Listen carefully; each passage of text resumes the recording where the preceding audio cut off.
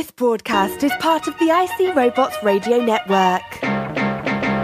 Visit icrobots.com for this and many other nerd/nostalgia-related podcasts. You won't be sorry for long.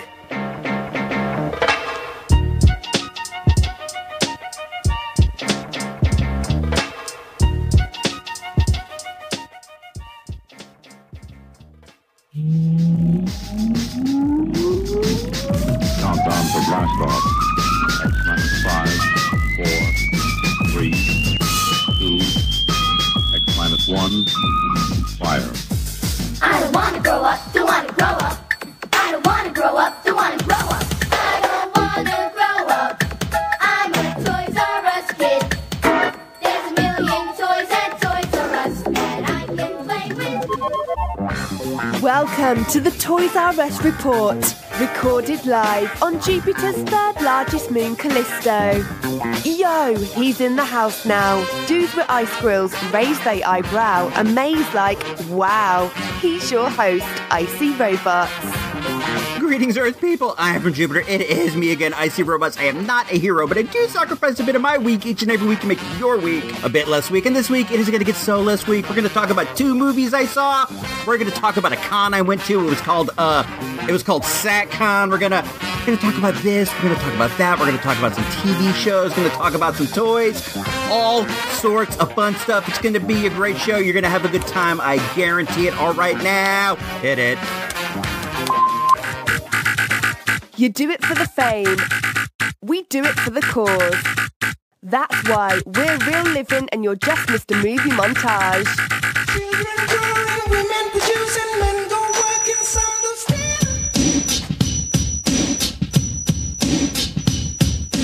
Some things got to change. With 8 or more pods that all sound the same. With the same game, like they all in the same gang. Suicide victims, quick to jump off and scream. I have to die, I'm living a lie. Fake MCs, no heart, get torn apart. Messing with us in 2018, get smart. This is the Toys R Us Report with IC Robots. You better recognise. Yeah, that would be cool. Some recognition would be cool. I feel like we do all right. We do all right in the recognition department. And as far as like 8 or more pods that all sound the same, to be perfectly honest, if any other pod sounds like me, I take that as the highest form of flattery. It means they like what we do. And since I like how we sound here, if it sounds like me, maybe I'll like it. I'll check it out. I don't know. There's no such thing as gimmick infringement. That's what I heard.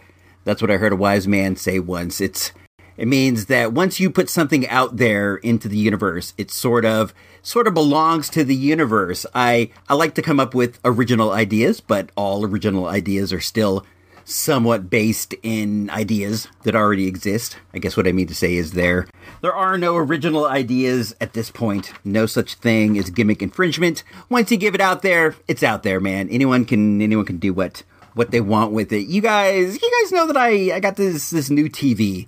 I told this story about how we got it at Best Buy and how there were bricks in it. This was a few weeks back. It's a cool TV. I like it. I like the way it looks. I like the way that it works, but it's only Wi-Fi enabled, and I myself, if at all possible, on a device that I use a lot, I prefer a corded connection. I want the certainty. I want it to work good. Like the Roku I have out there, I want it to stream well. So I ran the house. I went under the house, I ran a cable, and it works great. But the TV doesn't have an Ethernet port. It's only Wi-Fi, and the connection out to the living room isn't that great. It's fine, for the phone or for the tablet or things like that. But when it's like a big image transferring across the house on the Wi-Fi, it's hit or miss. Sometimes it works amazingly well, but if somebody's doing something else on it or whatever, it's not incredibly dependable. And the TV has a red light on it. And if the connection to the network goes out, the red light blinks. And it's in the it's in the lower left hand of the TV, and it's pretty big. It is also, it doubles as the remote sensor. It's fairly large, and it blinks whenever it loses the connection to the network, and then when the network comes back, it stops blinking. And this is driving me bananas. We have some workarounds that we're looking at. Like we have a dongle that goes from USB to Ethernet. We're thinking this might work, but it's been fine lately. So I haven't really been thinking about this problem. But the light blinks, and when it happens, it drives me bananas. It drives me ape seeing it down there. It's stressful for some reason to me to see this light blinking. And if it was like a small little light, that would be one thing, and I think that I could block it out. But it's pretty big. It's over an inch, and you see it at the bottom of the TV. And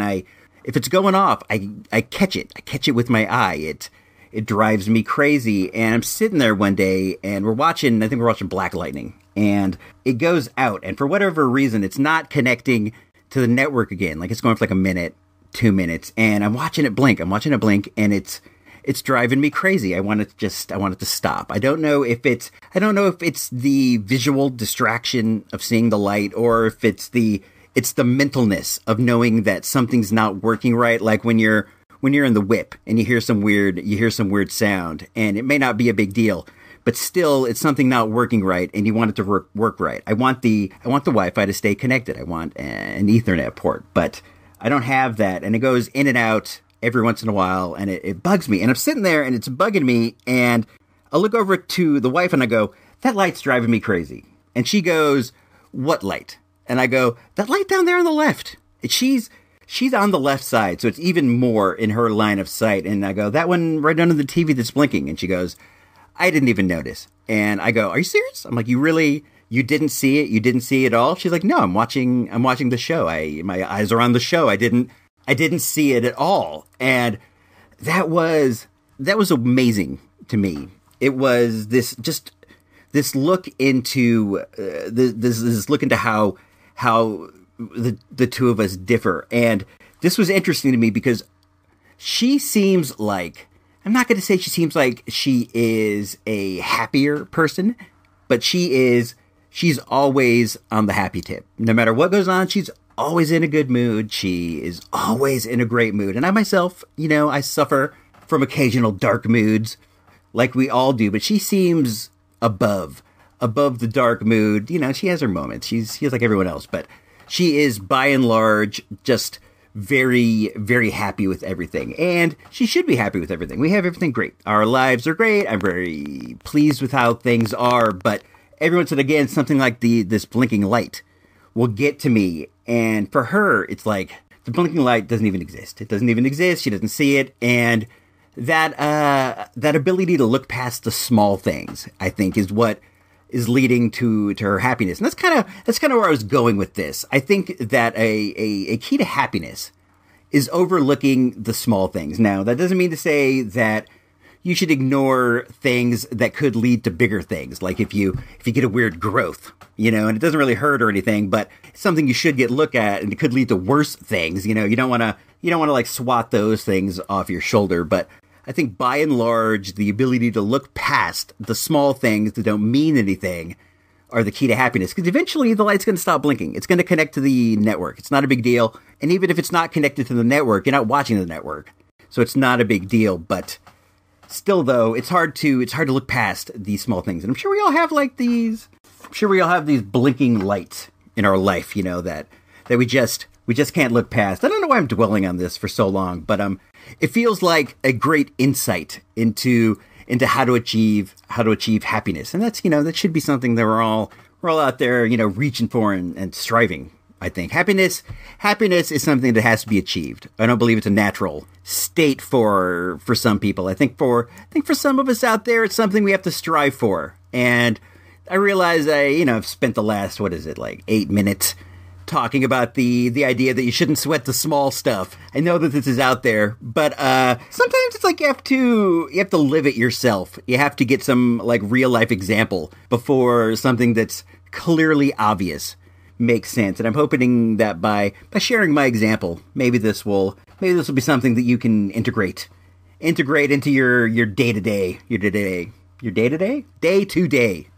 And I feel super bad because I forgot to say big shout out to Engineer Emily and the Ensign over in Pod B for that fun take on Rap is Still Out of Control. That is the updated version of Rap is Out of Control by EPMD. I love EPMD so much. They are in such high regard here on the good old Jupiter moon base. I was finally able to get up here. It's been a while. We had a surgery in the family, and I've been on the caretaker tip, and that's a difficult tip to be on. It was nothing major. Don't worry, nothing of the life-threatening variety by any means. But anytime you get to surgical, it's a strain on the body. There's a lot of recovering. You got to think what you're going through. And I'm trying to be a sympathetic dude, trying to be all that I can be.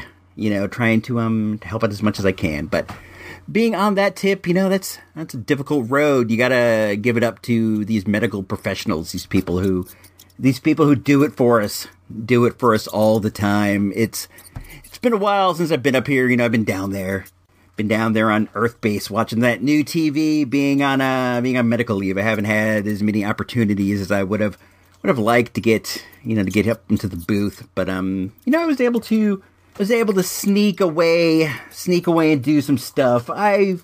We've been out of the house. We've been out. We've done some stuff. Don't think that it's all, just bed rest and recoup. And there've been some, some outings. Don't feel bad. Don't feel bad for me. We went to the movies twice. That's a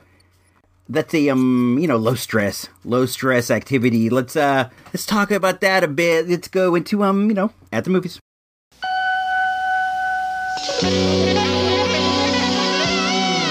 In a moment, at the movies, without Ebert, Siskel, or even that dude Roper. But you got Icy Robot, so that's something, right? We get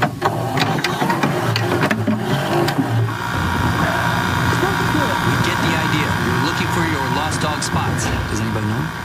No. Wherever he is, we'll find him. We're a pack of alpha dogs. You're Rex. I'm an indoor dog. You're King. Spots. He's nowhere around here. You're Duke. Or somebody spoke his language. You're Boss. I think the little pilot's got a screw loose. I'm Chief. Nobody's giving up around here ever. Wow. Isle of Dogs. Rated PG-13. Isle of Dogs, I Love Dogs it's the latest from Wes Anderson. It's a stop motion movie, which is something I like. I am a giant Wes Anderson film fan. I love Wes Anderson a lot. He did Rushmore, he did Bottle Rocket, he did Steve Zissou. If there's been an influence on what we do that's as big as Wes Anderson, I don't know what it is. This is basically Steve Zissou on the space station. As far as I'm concerned, the movie's rated PG-13. It runs for 101 minutes, and this was maybe the best movie that I have seen so far this year. I was so much looking forward to this. You guys know how much I love dogs. You know how much I like Wes Anderson. This was a combination of the two. Let's take a quick once over on the plot. In the stop-motion animated film from writer-director Wes Anderson, an outbreak of canine flu in Japan leads to all dogs being quarantined on an island. A boy journeys there to rescue his dog Spots and gets help from a pack of misfit canines who have also been exiled. His quest inspires a group of dog lovers to expose a government conspiracy. It's a ton of fun. If you like dogs, you definitely want to see this. If you're a dog lover, you gotta be there. But I will say it's a bit weird. All Wes Anderson movies are weird, and this one is weird too. If you like the way that they are weird, then you will definitely love this. It was so much fun. It starred Bryan Cranston as the lead dog, and The movie is set in Japan, as I said a bit earlier, and one of the cool things they do is they don't subtitle or translate a lot of the Japanese when the young boy Atari is talking to Bryan Cranston, the dog. It's in Japanese and there are no subtitles. I like that. I myself thought it was kind of neat. It was almost like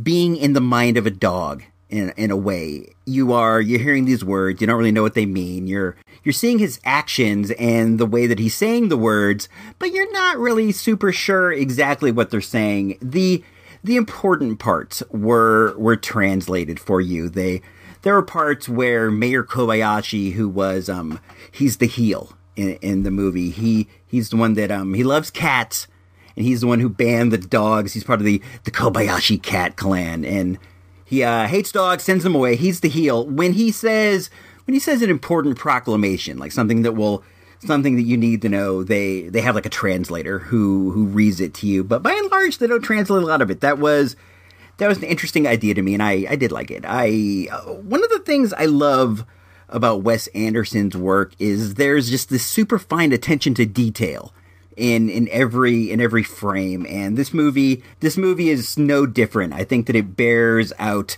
multiple watchings in the future because there's so much going on in the background. There's so many things, so many just fine little details that I want to know more about. This movie was just terrific. It was imaginative. It was technically, I believe that stop motion animation is just such a fine art that you got to respect the technical aspects of this film. A lot of times when a movie has, high special effects, and you do have to consider stop motion animation as special effects. When a movie is like by and large special effects, you're sometimes missing out on the story level. But this definitely did not have that. It was one of the advantages that an animated film sometimes has is they try to keep the story tighter.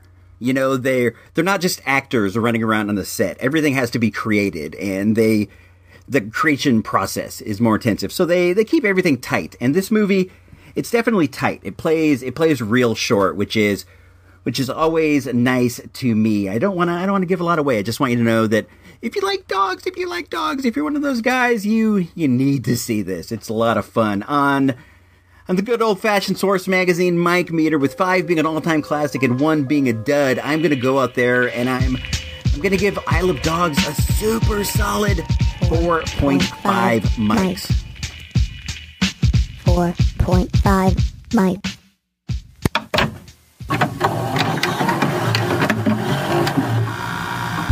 Fighting a massive invasion.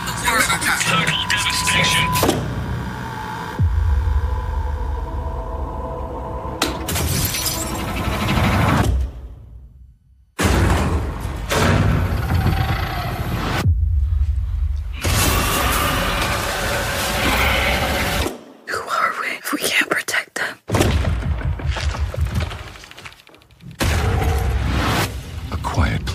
In theaters April 6th. A Quiet Place is a horror movie. It's a spooky wooky monster fest, dude. It's a monster movie. It's fun. It's different. The basic plot of the thing is that the humankind is in ruins. We're pushed to the point of extinction by some alien monsters that hunt us by sound. They seem to be undefeatable killing machines. And if they hear you, they find you and they tear you to shreds. The movie, because of that rule, the rule of silence, is by and large a silent movie, except for the sound effects. There are only a few parts where the characters speak. They spend their time sneaking around and hiding and trying to be as quiet as possible. The movie stars what's his name? Jim from The Office and Emily Blunt. They're a married couple, and they have some children that they have to protect with another one on the way. I think that I'm not sure how long it is since the invasion began. It was something like 80 or 90 days. And when you see Emily Blunt is pregnant. At first you're like, how irresponsible. But then you think maybe she was pregnant ahead of time. You know, maybe the invasion jumped off and she already had a bun in the oven. The family survives by not making a peep, doing everything they can do to not make a peep. They have this really neat cabin set up, and Jim from The Office has what is his name? I always forget his name. I watched The Office, and John Krasinski. I kept thinking John Krakauer, but I think that's the guy who wrote Into the Wild, the book about the guy who goes out into the Alaskan wilderness and lives in a van and dies. They made a movie about it. The movie is pretty good. It stars Emil Hirsch, if you get the chance to see that. But John Krasinski has this super elaborate setup, and it's a setup of, what are they called? Ham radios, like this really great ham radio setup, and he's reaching out to other people, trying to communicate, trying to find other people, all the while trying to devise some way to defeat these invaders. I thought this was pretty good. I had been looking forward to this since I first started seeing the trailers. It seemed really scary. It was up in the air about whether the wife was gonna go or not. She'll go to see like a high-end sort of scary movie, like It Comes at Night, or like a Green Room, or Don't Breathe. You know, she'll see stuff like that, but we mostly avoid the slasher ones, or like the ones with lots of ghosts and jump scares. I don't go for ghosts. I go for like aliens and monsters, or like home invader type things, like The Purge. We like The Purge, and it was up in the air whether she was going to go check this out, but I pointed out, I'm like, this stars Emily Blunt and Jim from The Office, and Jim from The Office wrote and directed it. It can't be too scary, and on top of that, it's PG-13. When I first started seeing the trailers, I thought for sure that this would be rated R. It seemed really, really violent, really scary, really gory, and then I saw that it was PG-13.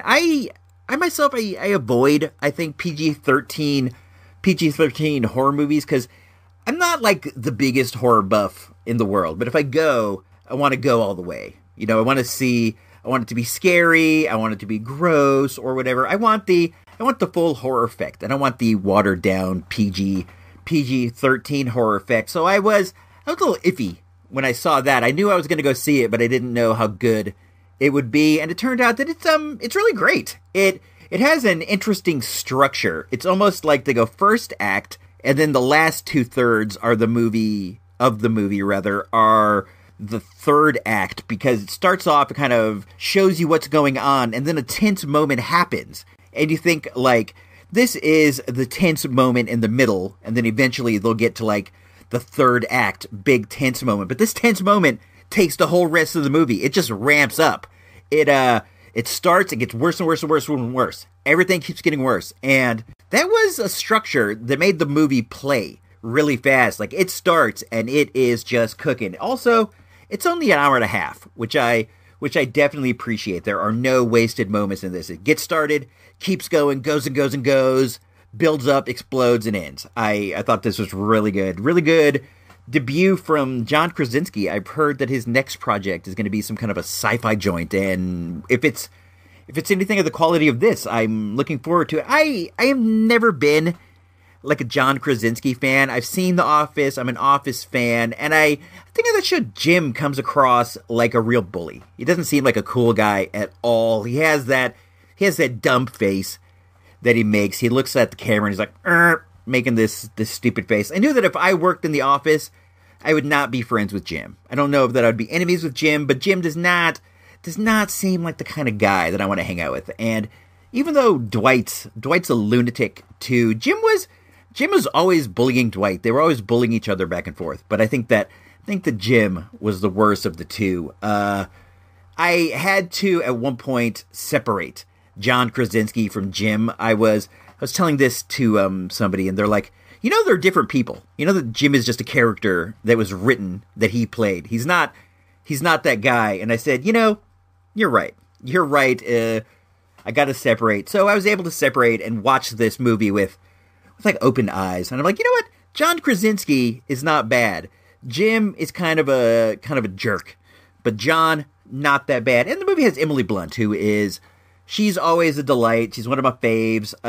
So with all that said, I am going to go, and on the Good Old Fashioned Source Magazine mic meter, I am going to give A Quiet Place 3.5 mics. 3.5 mics.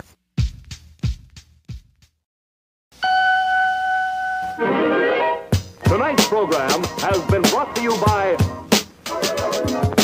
richer, stronger Hills Brothers Coffee and new Instant Hills Brothers Coffee, the first instant coffee that smells like coffee. And Kellogg's Sugar Frosted Flakes, Kellogg's Special K for bodybuilding protein, and Kellogg's Rice Krispies, Snap, Crackle, and Pop.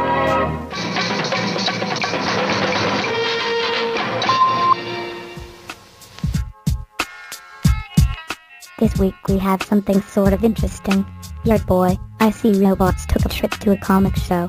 It was called Sac-Con. He had a good time. I mean, I mostly had fun. It was a trip fraught with peril. I have a bummy knee. It's not the worst thing in the world. We all have our little foibles, you know. I take a couple of ibuprofens and I'm good to go, but I do have this knee issue that occasionally flares up sometimes, like, you know, when it rains out, it gets a bit stiff. And it was a rainy weekend, the weekend of Sac-Con, and my knee swole up, and it made for a difficult trip. I still wanted to go. I enjoy Sac-Con. It's a mid-sized show. It's not the biggest show in the world, but it is pretty big, and they always get some interesting comic-related guests, and this year they were going to have Chris Claremont, who you might know. He wrote the X-Men for many, many years. He wrote many of the important X-Men sagas, like God Loves, Man Kills. He invented like a million characters on top of all this. He invented like Rogue, Mystique, Kitty Pryde, Sabretooth. I'll talk all about him. I'll talk all about him later, but he was the guest of honor, and he was going to be doing a panel, and on top of doing a panel, he was going to be signing autographs for free. So I will not pass up a free autograph, especially if it's from a legend of the game, and Chris Claremont he's definitely that. So I was itching to go down there. I like to go to the panels of the comic writers. It's interesting to hear their takes on storytelling and their experiences in the business. But we'll get that in a bit later down the line. We'll get to the panel. Sacramento it's maybe 2.5-3 hours with traffic from where we are. It's not moons away, but then it's not next door either. And when you've got like a bummy knee, you know, you wanna kind of keep it loose. I think this is what I find. It gets stiff and then it gets worse. So you gotta get up and around as much as you can to kind of break up the stiffness. And being in the car for that long, it's not that cool. By the time I get out, when I have the knee bumminess, it's hard to get back to ground zero again, where I can walk around normally. And I was a little trepidatious about the trip, I have to admit. When I woke up, I was like, I'm not really sure I want to go. I can feel that my knee is swollen. And on top of like the ride, going to a con is a lot of walking around. You go around the dealer rooms, a few times, and you walk to the various panels and all that stuff. But Sac-Con, as long as we've gone, has been held at this one building. It's a convention center in Sacramento, and they have ample free parking. That's one of the perks. Tickets to Sac-Con are only $10, and they have ample parking. They have a giant parking lot. You can usually get somewhere near. The building's in the center, and the parking lot goes all around it. And they have, openings on all the sides. So you can usually find a parking spot that is fairly close, fairly easily. So I was convinced to go. It didn't take a lot of convincing, but the wife's like, it's no big deal. We'll park, we get really close. We'll just, we'll pull in and we'll walk in. It's a short drive. I'll even drop you off at the door and meet you because the parking lot's not that far. And I'm like, it's all good. Let's go. So we got there, and as we're going there, I start looking up the directions, like the specificness in the Google Maps or whatever, and for the first time I noticed it's not the same building that it's always been in. They've actually moved to a building in the middle of downtown Sacramento, and when we got there, we discovered there's no parking lot. We had to park, like, I'm not even exaggerating, like a mile away. There was literally no parking at all, except for like street parking in this area. And we had to park eons away. And I'm just like, this is great. 3 hours in the car, mile walk on the knee. This is going to be rough. But I'm like, just suck it up, because you're going to meet Chris Claremont. You're going to get your copy of New Mutants #1. That was the book I decided to get signed. You're going to get your copy of New Mutants #1 signed. It's going to be great. Eventually, when you have something like a painful discomfort in the future, you forget you had the pain. You forget that your knee hurt. You forget you had a headache. All you remember is that you went to the show, you met Chris Claremont, you bought some stuff, you had a good time. So I said, this is just going to be in the future. You'll forget the knee. Don't even worry about it. Just go do it. So we walked all the way there, and then when we got to the door, and I'm apologizing for complaining so much about this. I don't like to complain on the show. It's mostly me being ill-prepared. If I would have looked up that it wasn't in the same building, I would have known. I didn't know. I didn't look it up to the last minute. I just assumed, because seriously, the last 10 Sac-Cons we've gone to have been in the same building as they've always been in. So we're walking to the building, and then when we get there, the line for tickets is, I'm not even kidding, it's wrapped around the building. You can buy your tickets in advance, and we consider that. I looked it up, I actually typed it in, but they have a $5 convenience fee on every ticket. So our 4 $10 tickets would have been, it was $65, because then there's another $5 fee on top of everything. And I'm like, forget that, because every time we've gone, we bought our tickets at the door, and the line it's pretty short. There are like multiple points of entry. So it's easy to get into the building. It's easy to get your ticket, easy to get in. But when we got to this new building, 1 point of entry, a couple cashiers, literally one doorman. There was one person taking tickets at the door. So we waited a good 45 minutes for tickets, right? And then when we got inside the building, it was another 30 minutes to get into the con, because there was only one poor lady taking tickets. And I hate to complain, I'm just using this to illustrate that by the time we got in the building, my knee had turned to dust. My knee had blown up like a balloon, popped, and then turned to dust.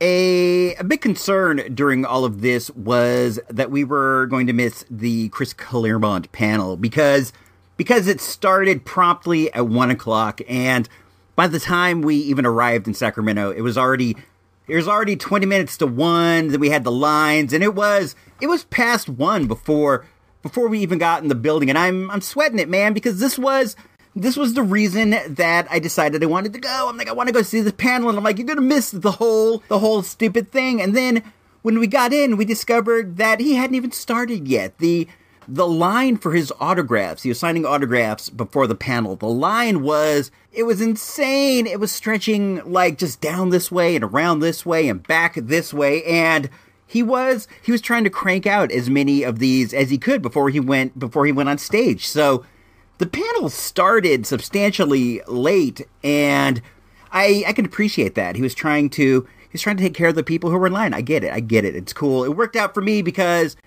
I wasn't on time. So the first thing we did was we jammed over to the panel room, and we're sitting there and we're waiting, and and finally he comes in, and he's an older guy. He's in his 70s. He's wearing a vest. He has like a t-shirt and a vest. You know how dudes wear like a fishing vest with all the pockets? He's wearing one of those. He's bald on the top, hair on the side. He's wearing glasses, and he leaned back for a lot of the panel. He'd put his hands behind his head, and he would lean back away from the microphone, so we weren't able to hear him that well. We could hear him. It was fine, but not as well as if he was, blasting down into the microphone. I've seen a lot of these panels with Marvel writers, and one thing I note is they all seem very bitter toward their time at Marvel. Bitter, bitter may be too strong of a word in some of these circumstances, and I don't feel like Mr. Claremont was super bitter, but he did not have a lot of nice things to say about Marvel, like most of the other people who work there. Most of the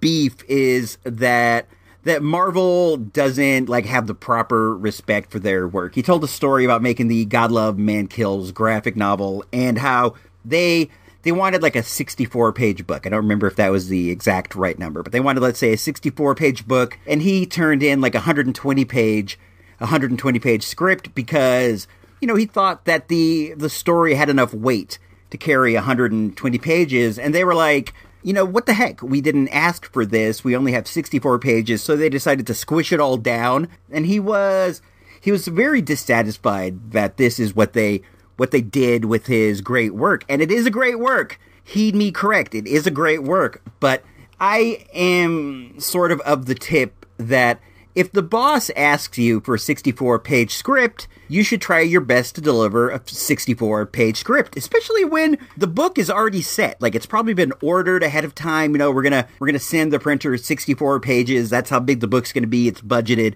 If you deliver something twice as big, albeit something brilliant that's twice as big, you can't really complain if they give you that's not what I asked for. If you order something, you order a burger and they give you a triple burger in return, while that may be more burger, it may be more burger than you wanted, and that's not always a good thing. So he was very angry about that. I wasn't very angry.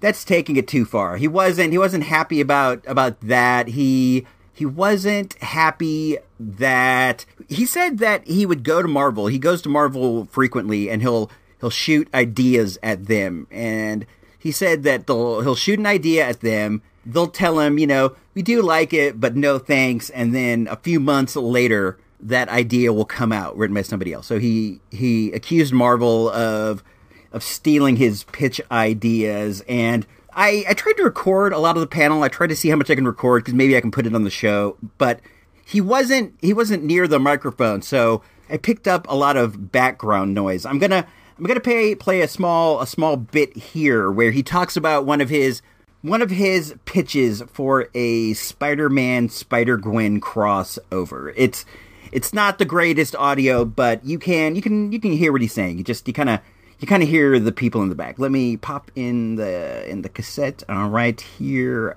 we go.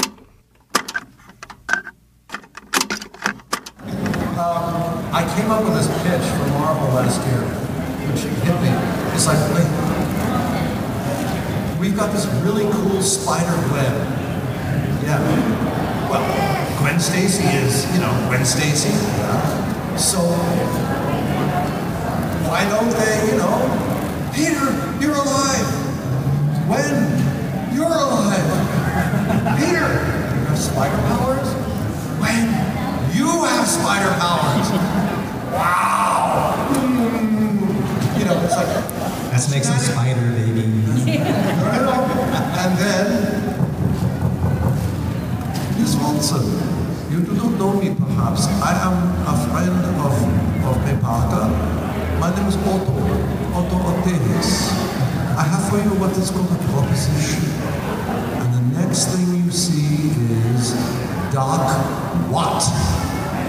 She's got 6 arms and she knows how to use them, and she's really pissed because if she can't have her spider, nobody can have her spider. It was hard to make out some of that, but the basic idea was, why don't they hook up Spider-Man and Spider-Gwen? Spider-Gwen is if I'm getting it all correctly, because I am not a Spider-Man expert. I don't presently read any Spider books, but I think there's something called the Spider-Verse, and it's like alternate infinite universes with different takes on Spider-Man, and one of them is one where Gwen Stacy becomes Spider-Man. She becomes Spider-Gwen. I think that's what it is. So he has a deal where he thinks that they should hook up and become, like a crime-fighting duo. But I think the problem is Gwen Stacy's in another universe. I don't know how many appearances she's made in the Marvel, mainstream 616 universe. So I don't know, that might show Marvel that you're not really like paying that much attention to their present storylines, but at the same time, it's not like you can't bring Gwen Stacy to whatever universe you want. You writer, for sure, you can do whatever you want. He also had Brent Anderson with him on the panel. That was the voice that you heard say make Spider Babies. He is an artist. He worked with him on God Loves, Man Kills, and he presently does Astro City, which I do enjoy. He was kind of a hippie guy. He seemed really good, nice, well-spirited dude. I've seen this guy before. He was at the last con I went to. He was signing books for the Comic Book Legal Defense Fund, which I thought was really neat. So, Mr. Claremont, he went on and on. He seemed like, I don't want to say anything negative, but he seemed like a very nice person, like a very, nice person to talk to. He wasn't mean-spirited or anything. He was a bit self-important, would be maybe what I would say. But I also think that if you do great things in life, you probably get a bit self-important. If you go to a show and there is like a mile-long line of people who are just dying to meet you, you might get a little self-important. I don't know. I've seen a lot of people who are writers, professional writer types, who kind of have this air of self-importance around them. But I definitely did enjoy the panel. I learned a few things. I had a good time. So after that, we decided to go into the main vendor room. I wanted the autograph. I wanted the Chris Claremont autograph. He was going to sign 2 for free, and I had my New Mutants book. So I dipped back over after the panel. I got this out of order. We didn't go to the main vendor room first. We went to check on the line to see if maybe the line had gotten shorter, and I looked, and the line had actually gotten longer. So we then decided to go into the main vendor room and look around there, and then come back, and get the autograph once all the needs have been met. So we dipped in there, and there's good like a few hundred tables. And one thing I like about this show is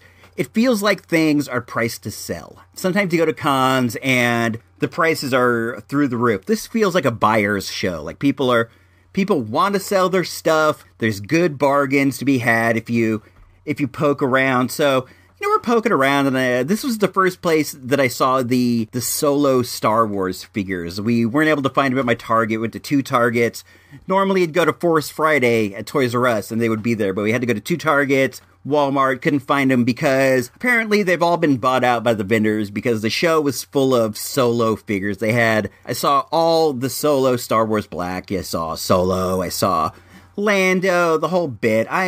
I'm not so much into the Star Wars Black as much as I am the 3 3/4 inch. I didn't see all of those. I imagine that they probably sold out again from the vendors before I got there, because all that were left were Emilia Clarke's character, the Khaleesi from Game of Thrones. I don't know her character's name in Solo, but she was the only solo figure in the 3 3/4 inch that I saw frequently. What did we get up on while we were there? Well, let me see if there were any interesting vendors that we could talk about. There was one fellow who had all sorts of Japanese toys. He had cool Japanese robots, all Japanese toys, Japanese robots. He had an Antonio Inoki wrestling figure for only $20. We ended up buying some Super 7 muscles. Super 7 is that toy company out of San Francisco. They have the rights to make muscles, and they made them from the Masters of the Universe characters. They had 2 packs. They were like blind bag 2 packs for $5 each. We ended up getting 3 of those. Let's see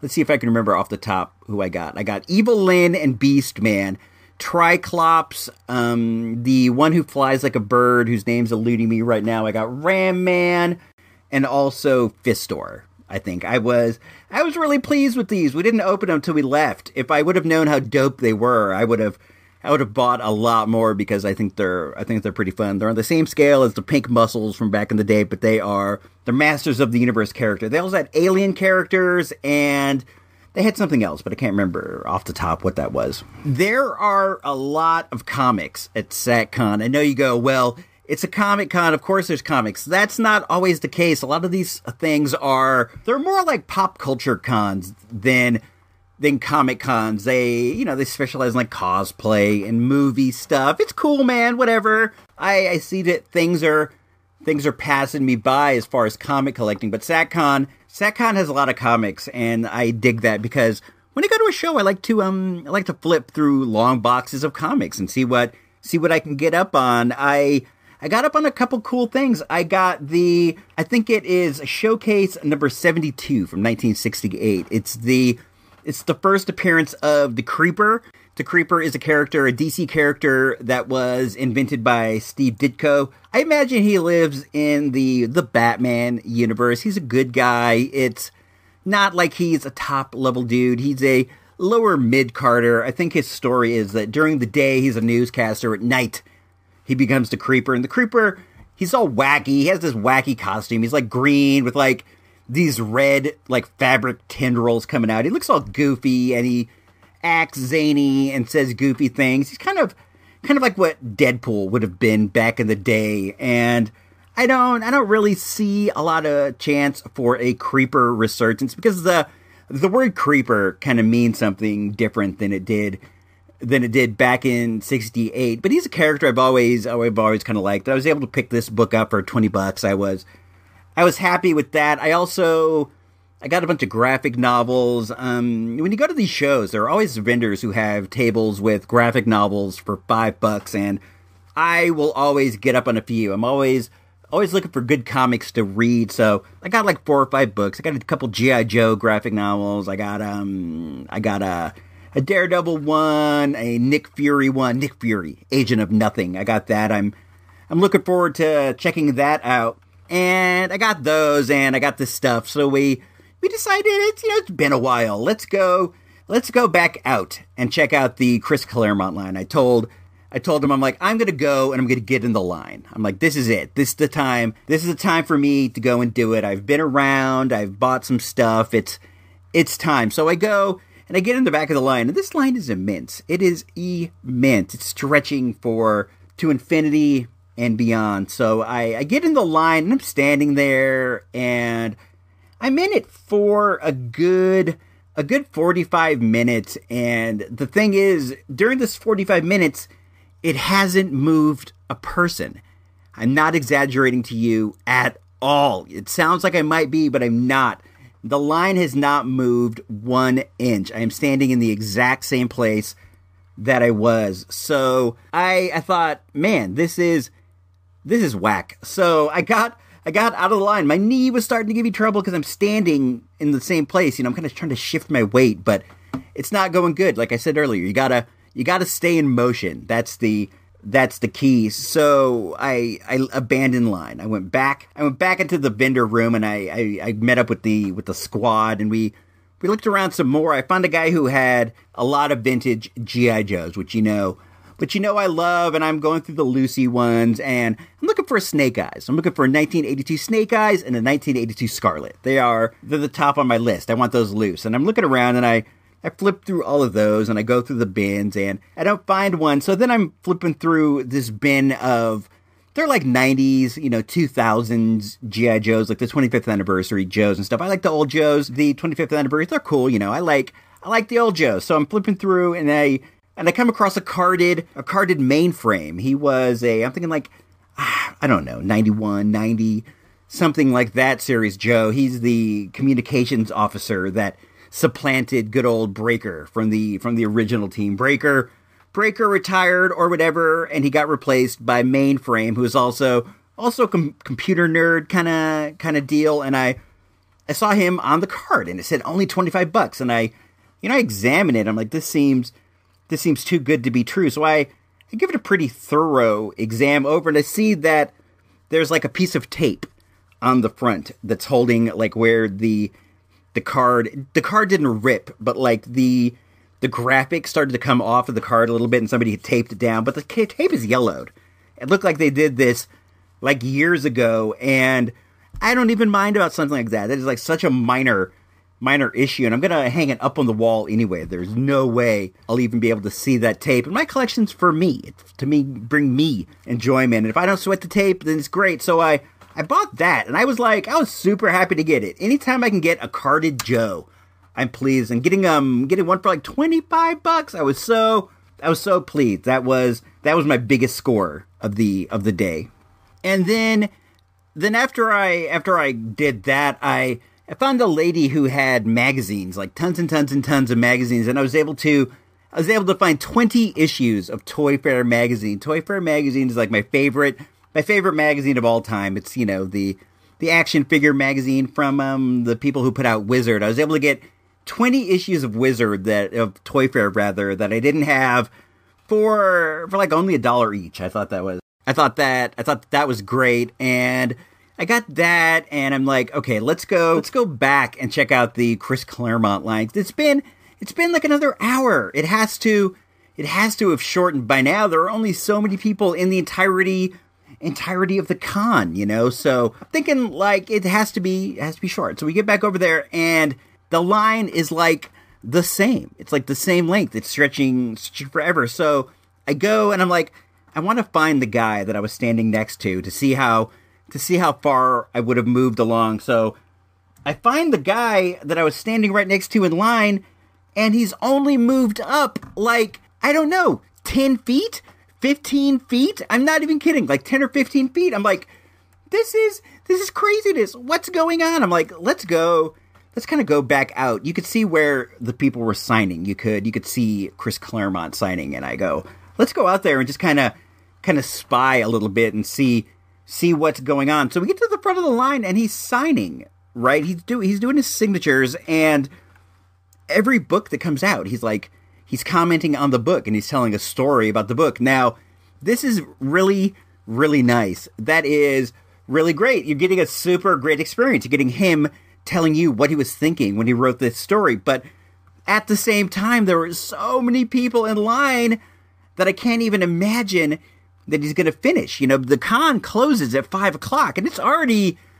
like 3:30, maybe even 4. And I'm just like, these poor people will have come first thing in the morning, stood in line all day, missed the entire show, and they're not going to get the autograph. That was just a bummer to me, because that was really like the main reason that I've gone. We went to a Sac-Con, not the last one, but the one before last, and they had Jim Starlin as the guest. Jim Starlin's a legendary Marvel writer. He is the inventor of Thanos, the inventor of Star Fox. He's a key figure in Marvel history, and when he was signing for free as well.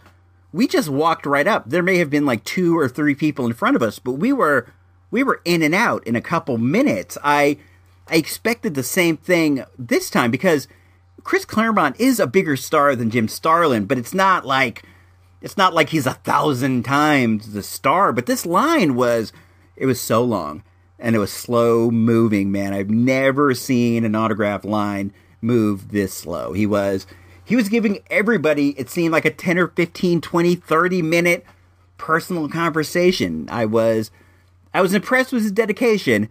But at the same time, I'm thinking, I would just want my autograph. I waited all day. I wanted my autograph. Think about the poor people who just stayed in line the entire time. Woe is to them. But that is the story of what happened at Sac-Con. Let's move into the final segment of the show. This is historically known as the Toys R Us Report.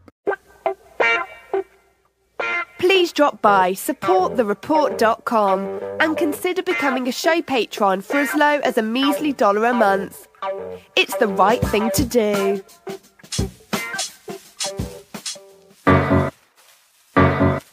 You've made it this far. It's time. The final segment, your weekly toy shop update, the Toys R Us Report. It is me, IC Robots, and we are back for the final segment of the show, the one in which we talk about, like, things I watched and things I got and things like that, things I saw over at the toy store. Let's start off with something we've been doing lately. I've been trying to get some iTunes reviews, and if you want to help out the show, hop on over to iTunes and give us a review. Let people know that you like what we do, even if you don't. Just let them think that you do. It's appreciated. If you do that, if you go to iTunes, you leave a review. It's IC Robots Radio. You go over there, leave us a review. I'll read it on the air, and I'll give you some props. Let's start off with a couple. We got two this time out, and this is a 5-star review, and I appreciate that. It's from our boy Sammy Delco, and let's Let's read this. Let's read it now. It's not easy to encapsulate the Toys R Us report in a single tidy review. At first, it seems merely an awesome collection of toy talk, movie reviews, and all things retro, yet the more you listen, the more it reveals itself to be so much more. The host, IC Robots, that is me, somehow manages to weave disparate elements such as classic hip-hop and wrestling, radio-style drama, tales of space station altercations, and inter-robot politics, and a sincere appreciation for bygone times, technology, and places. Some of my favorite segments have been his stories from The Dig, which at times rise above just being entertaining anecdotes of bargain hunting among the bins, to become straight-up slices of cultural anthropology. ISR is a truly unique presence in the podcasting world, keeping things real in a way seldom seen. Whether his pop culture retro musings, or his incredibly poignant first-hand account of the Northern California wildfires and their aftermath. Overall, the TRU RPT is the kind of podcast that elevates your week, and I hope that you will give it a listen. That is also nice. I appreciate that, Sammy Delco. That's super nice of you. Sammy Delco he's a frequent contributor over at the Facebook page. That's facebook.com/ICRobots. He always gives us a thumbs up. Cool guy. I dig that. I dig a lot of what you said there. I'm glad that you liked the episodes about the fire. Those were really cathartic to get it out. I appreciate that. It's all super nice stuff, man. This is, what can I say, man? Great. Thanks from the bottom. Let's get to the second review we got this week. And this one's a bit different. We'll talk about this too. It said, "Why would you record this?" is the title. It's a 1-star review from the Dude Abides. "Please, for the love of God, just stop what you're doing and reevaluate your life choices. Not even worth listening past the intro. Gross." So, the Dude Abides, he's not a big fan, but at least he likes the intro. You know, he said, not worth listening past the intro. So at least you like that. I appreciate that. That's cool of you. I wish though you would have left like a little more of a, maybe what you don't like in specifics. Cause I am always open to that too. If you want to tell me things you don't like, I'm more than willing to look into that as well and see what I can do to work on that. See how I can make it, something that you might enjoy a bit more. So, I thank you guys from the bottom of my heart for that cool feedback. If you want to go over to iTunes, it's IC Robots Radio. I welcome any and all comeback. I prefer the 5 stars, but what are you going to do, man? Life is what it is. What's going on as of late? I got some Star Wars, guys. I got Baze and Chirrut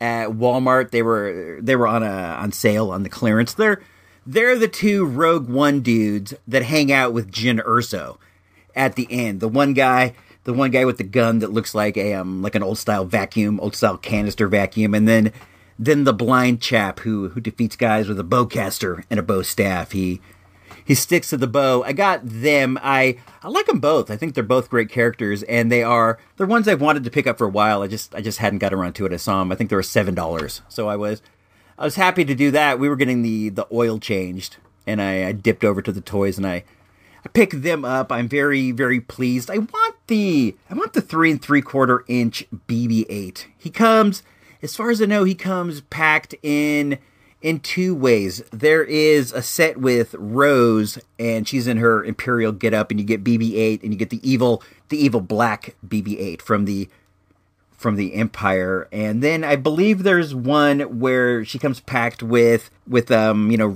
Jakku Rey, with the whole Jakku outfit. That was the first movie, The Force Awakens. So the Rose is part of the Last Jedi set, as well as part of the upcoming Solo set. The Solo figures have that in there, as well as a Luke Skywalker, I think, and then they have a Qui-Gon Jinn 2-pack with him fighting Darth Maul. I started seeing some of the Solo figures. I said I saw them mostly at the show, but I have seen a couple over at the store. I saw who did I see? I saw Chewbacca at Target, and I saw that Rose pack, the Skywalker pack, and the Qui-Gon Jinn pack. I'm looking to get my hands on Lando. I like Donald Glover. I think Atlanta's great. I don't mind Childish Gambino when he's kicking a rap. I think he's a talented dude. I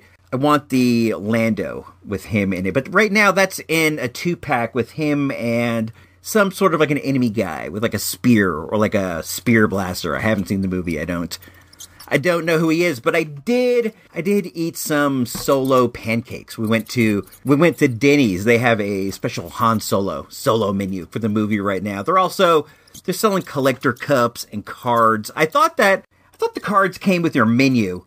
If you order something off the Han Solo menu, I thought that you got the cards. I thought you got the drink cup too, but they were both separate, which led me to buy a cup. I bought the Lando cup. I thought it was all right. It's a bit on the janky side, but it's also all right. What did I get? I ordered co-reactor pancakes. They're pancakes with like a sort of like a citrus flavor on the top, a citrus syrup, and here's the kicker, right? They came with Pop Rocks. They called them Moon Rocks or something like that. I don't remember what they called them.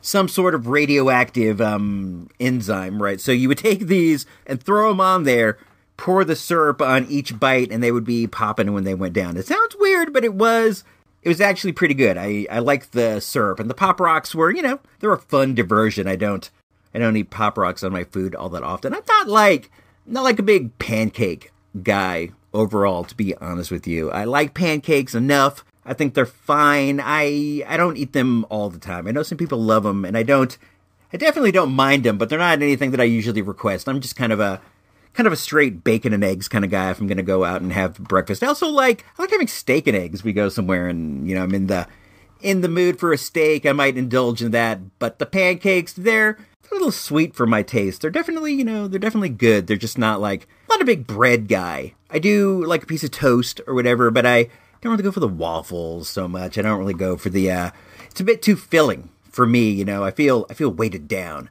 after having pancakes. But these co-reactor pancakes did the opposite. The Pop Rocks, they elevated me up. They made me feel light. They were fun. The waitress at the place wasn't aware of the Solo menu at all. We actually called ahead because it's like not every place does everything, and you want to make sure because it was a drive all the way across town. So, we called ahead, and the wife's like, "Hi, do you guys have the special Han Solo menu?" And she's like, "Nah, man, we don't have that." And we decided that the person didn't sound like they were exactly on the ball. So we decided maybe we'll give it a shot. If you listen to the guy, he sounded like a bit of a, and the odds of him being incorrect are very high, and we decided to go anyway, right? We're just like, we'll just go. We'll get something else. I'll get a club sandwich. That's something I enjoy. I'll get a sandwich. So we're like, we'll go anyway, and we went, and they did in fact have the Han Solo menu, but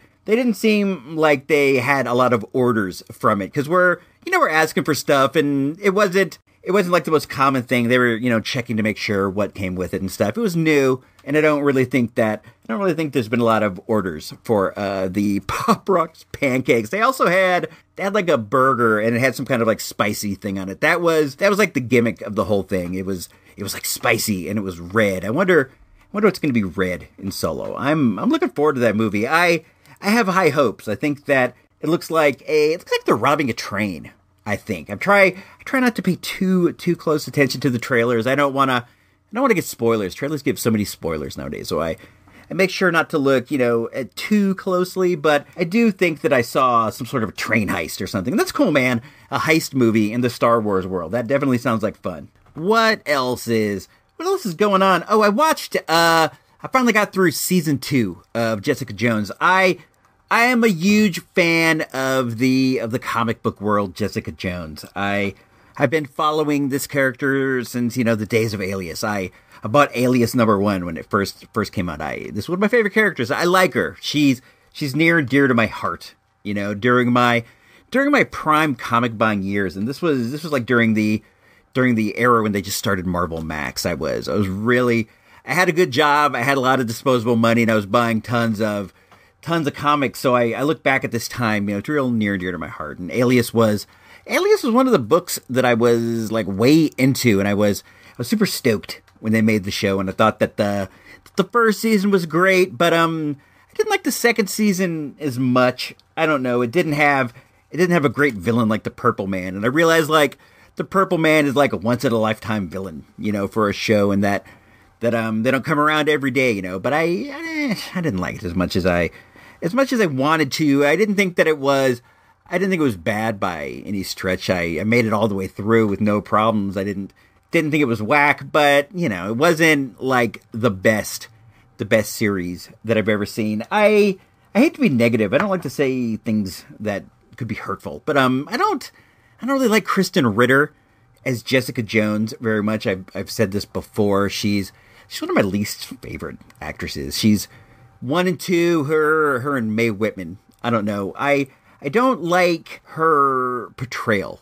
of Jessica Jones in the show. She's very much the best word that comes to mind, and I don't like being negative about stuff, but the character is, it's a bit pathetic, and she's a bit bitter. Bitter is the defining trait that I would describe to the TV Jessica Jones, and it's not necessarily the number one thing that I would say about the comic book Jessica Jones that I like so much. She's a lot like the one in the show, but the one in the show is like just this bitterness, and I don't see comic Jessica just being bitter about everything. She's angry about things, she's upset about things, she's depressed, but she doesn't have like that bitterness that Kristen Ritter exudes. She's a good actress. She's pretty good. Her portrayal of Jessica Jones really resonates with a lot of people. I know a lot of people like it, so she's definitely doing something right. It doesn't resonate with me as a longtime comic fan, but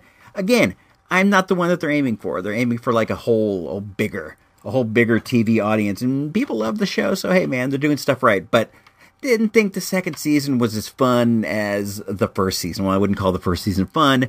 I don't think it was as good as the first. Entertaining is good. I don't know, something like that. It wasn't whatever it was to the first one, but still though, I mean, I don't know, what else is popping off? I'm still digging Black Lightning. I like that part at the beginning that the rap that they use where he's like, last night I saw a superhero, he was black. He said, this is for the street, Black Lightning's back. At the start of every break after the commercial, and I'm always like, that's pretty cool. I wonder, did he say, the kid saying, he saw Black Lightning, and Black Lightning said, this one's for the street, and then he said, Black Lightning's back. Now, did Black Lightning say, hey kid, this one's for the streets, Black Lightning's back, or did the kid say, Black Lightning's back? Like he goes, yo, this one's for the streets. And the kid goes, Black Lightning's back. I don't know. Could go either way. I'm going more toward the kid saying that Black Lightning was back. Black Lightning's back. I like the idea of some kid, he's super excited. He's just seen Black Lightning zap some criminal, and he's like, Black Lightning's back. Not only did he see Black Lightning, that would be dope because he operates in the shadows. He's out there at night. Not everybody even gets like a glimpse of the dude. And this kid sees him. Not only does he see him, but Black Lightning looks at him and goes, this one's for the streets. And then he's like, Black Lightning's back! I think it went down like that, except for the applause. I'm not sure that took place. I don't know how many other people were there when the kid saw Black Lightning. If the dude truly operates out of the shadowy night, I wouldn't imagine that there's a crowd, but maybe something was going on. Maybe there's a rally. Maybe were people doing stuff. Maybe a baseball game just got out. I don't know. I need the rapper to, I need him to specify a bit. MC, please speak on this a bit if you happen to hear this episode. I'm just curious, your thoughts and your process. Let's see what else is going on. I got the final issue of Jessica Jones that is going to be written by the creator of the character, Brian Michael Bendis. We talked about Jessica Jones a while ago. Bendis, of course, he's taking his comic career over to DC Comics. He's going to be writing Superman. He wrote a story in Superman 1000, which just came out, and that's a huge accomplishment. Superman 1000, 1,000 issues of one thing. That's tremendous. He wrote a story there, and then he's going to be taking over the title after a while. He's going to do like a 4 or 6 issue mini series where he's going to change some stuff up. He's going to do some stuff, and then he might start. Well, he is going to start writing the title full time. I think that's cool. I'll give that a shot. I didn't get the Action 1000. It was $7.99. My man Chris told me that. This is Chris from over at Comics for the Win. He told me that. I'm just like, what the flip, man? That's a lot of grip for a comic, so I didn't get it. But back to Jessica Jones. He dropped the final issue of Jessica Jones before he heads over to DC. I haven't had the chance to read it yet. It's sitting on my stack. I want to. I'm hesitant. You know, it's the end of an era. I've been reading this for forever, since it started back in the day. I said that earlier. I should have tacked this on when we were talking about Jessica Jones earlier, but I had a bit of comic talk, I guess, and that's separate from the TV talk. In the final arc, the Purple Man returns. In the comics, the Purple Man didn't die like in the TV show, and he returns, but he comes to Jessica and he's like, Jessica, please, you have to help me. I realize I've been doing wrong all along. I realize that I have the power to save the world, and I want you to help me. You're the only person I can trust. You're the only person to ever escape from my clutches. You're the only person I can trust. Please help me do whatever it takes to try to make the world a better place. And I'm not going to give anything away, but it's interesting to say the least where this goes, and I'm looking forward to reading the final issue, but it's hard to say goodbye, it's hard to let go, and I'm not anxious to do that. I never can say goodbye. No. I never can say goodbye. Another comic that I read just hit a milestone. That is the comic of Daredevil. It just hit issue 600.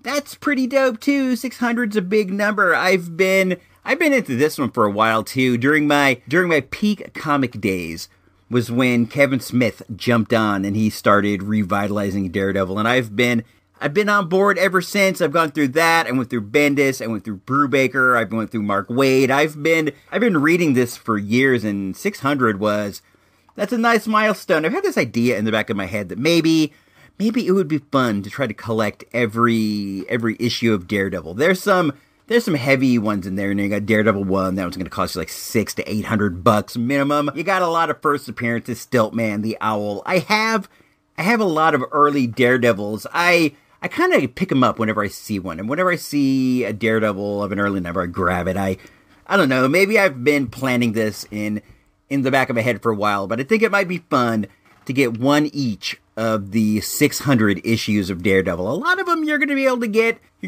from like common boxes, like quarter boxes, dollar boxes, flea markets. You know, the key issues are going to cost you, but it's not going to be an impossible task. It's something I've been considering. So you may hear more about that in the future. In the current story arc, it's kind of fun. The Kingpin has become the mayor of New York, and he's sent the entire power of the police force, the SWAT team, all those guys with one mission. That mission, capture Daredevil. So Daredevil's on the run, trying to get away from the law. It's good. He knows it's crooked law. He knows who the Kingpin is, but the people are kind of behind the Kingpin. They think it's kind of cool. You know how sometimes people think gangsters are kind of cool. They think that the Kingpin's cool. He did win the election fair and square. He's the mayor, but they don't know. They don't know the extent to which he is a scumball. There's some good conflict there because Daredevil knows he's right. He knows that the Kingpin is wrong, but the side that's wrong is in control. So in a sense, the wrong is right. Up is down, down is up, left is right, rotten is fresh. I don't know. It is what it is. That's a good one. I was talking to Chris when I was over at Comics for the Win. That's where I pick up my books here in town. And I was talking to Chris. It was just me and him in the store. It was early on a Thursday, and I said, "Hey man, I'm just curious. What book do you order the most of on a monthly basis? Like, which one do you expect to sell the most of?" And he said, Oh, no question there. The number one book that I order month in and month out is Sonic the Hedgehog. He said that Sonic the Hedgehog sells more than any other book. He said that he has books that have more subscribers. I think he said Saga has the most subscribers. It was either that or The Walking Dead. And he said that Sonic has, a decent amount of subscribers, but it gets picked up. People just come in and they go, "Oh, Sonic," and they grab the Sonic. Kids come in, they go, "Look, it's Sonic," while their dad or mom is getting their books, and they grab the Sonic for themselves. He said they sell so many non-subscriber Sonics, it's not even funny. He said that they sell a ton. I'm really intrigued by that. I know that at one point 2.0 was massively into Sonic. She would play Sonic games, watch Sonic cartoons. She read that Sonic comic. She had like 3 shelves full of Sonic action figures. She would order them online, get weird variants and stuff with her money. She's not so much into Sonic as much as she was. She still digs the Hedgehog, but I knew the character was popular because of that. But that's interesting, man. Out of all the things in the comic store that have forms in other media, you got like superhero movies, superhero TV shows, superhero video games. These all have comics. There are like wrestling comics. There are comics about G.I. Joes, toys, Transformers, which are also toys. And the thing that people go for the most is Sonic the Hedgehog. I mean, that's cool, man. I guess Sonic has a lot of history. I've never been like massively into Sonic games. My bro had a Sega and we would play it, and it's all right. It's fine. I prefer Mario of the two. I'm, not like a Mario addict, but I do definitely recognize that, like, growing up, I played a lot of, a lot of Super Mario Bros. And stuff. I've played a lot of Mario games, Super Smash Bros., all sorts of Mario games, and I've only really ever played like a couple Sonic games. I don't really like the ring sound. I don't like that sound when it gets to rings. It's a little irritating to me, and to be honest, video game music is sort of irritating to me. When I play games at home, if I'm using like the PlayStation 3 or the PlayStation 2 or the PlayStation, I'll usually turn the volume down and listen to podcasts, something, listen to Diary of an Arcade Employee. I'll listen to Earl Green, listen to some good old Doug McCoy with crazy, creepy, cool movies, listen to many of the Zerbinator Land podcasts. I'll go ahead and listen to back episodes of the Mr. Sensational Gino Vega podcast. I'll listen to all sorts of stuff, but I don't go for video game music. I don't know, man. Even the sound effects and stuff, they all get on my nerves a bit. If I'm playing like a role-playing game, I'll still do the same thing, and I feel like I end up missing a lot of the story because I don't want to talk to the characters.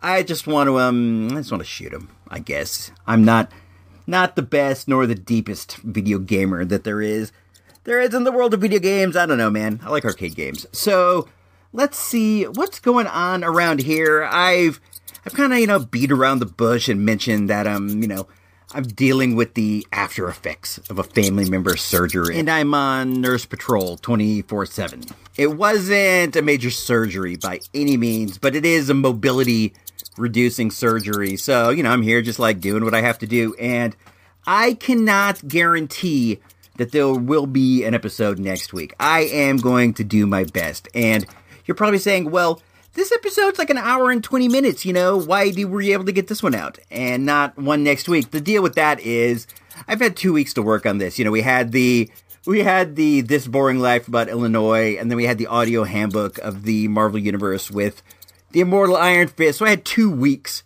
in which to kind of chip away at this, and with a 1 week deadline, I'm not really that sure. I'm going to do my best. I feel like I should be able to get something out that is short. I want to talk about Infinity War, so I will try. I will try my best. If not, there's going to be a classic episode repost in this place. Man, I'm on nurse duty. It's rough. It's rough taking care of somebody, doing everything that they need, being at their beck and call. It's not for the faint-hearted. I have nothing but respect for nurses. I have so much respect for people who do this all the time. I give it up to you. I don't know if you heard me pounding my chest. I was pounding my heart for all those people out there. I have noticed when I post an episode of the audio handbook of the Marvel Universe that it in no way gets the amount of listens that a Toys R Us reports get. And Is it that you guys don't like the show? You can let me know. You can let me know what I could do to improve the show. Or is it you want a Toys R Us report? So when you get one of these, it's a bit of a letdown. Just let me know. Let me know what you think of that show and what I can do to improve it. Maybe it's just you guys don't really care about comic book characters all that much. I don't know. You tuned in expecting toys. You wind up having to listen to 20 minutes about the immortal Iron Fist in the city of Kunlun. I don't know. Might not be what you wanted. I have a hard time reading the room at that point. So I am going to get up out of here. So until next time, this is me, IC Robot, signing off. This is the Toys R Us Report, episode number 151. It was about Sac-Con. So until we speak again, if you don't know, now you know.